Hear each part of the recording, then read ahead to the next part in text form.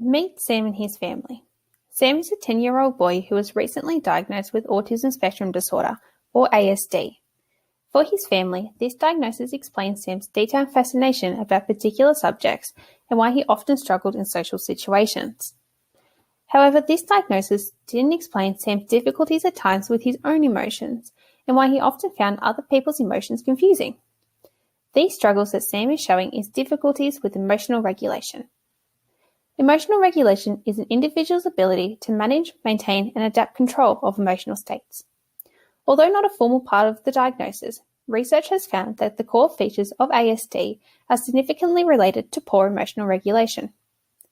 So how does ASD impact on emotional regulation? Well, there are three main theories that explain this. Firstly, the process model of emotional regulation highlights that ASD impacts on the ability to cognitively change. This then leads to ineffective emotional regulation. For example, as Sam is busy focusing on a task at school, his teacher suddenly stops him and changes the task on the board.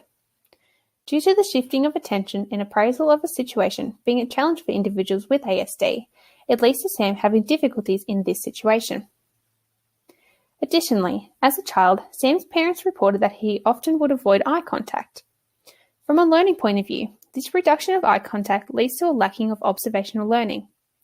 This then leads to difficulties in later life with knowing how to cope with emotions. Finally, the biological theory suggests that individuals with ASD have neural differences that impact on downstream emotional regulation impairments.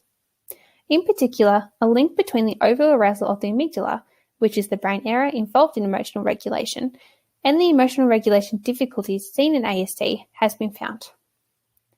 But why is this an issue? Sam's family has reported that his struggles with emotional regulation have led to difficulties within his day-to-day life. As research suggests, this includes aggressive behaviours, meltdowns, underachievement at school, exclusion and bullying in the playground, and symptoms of anxiety and depression. Luckily, there are ways to help. This includes techniques such as modelling, cognitive behavioural therapy, breathing techniques, and resources such as visual schedules and social stories. In summary, emotional regulation is a significant deficit in ASD that has been explained by three main theories: the process model of emotional regulation, learning theories, and biological theories.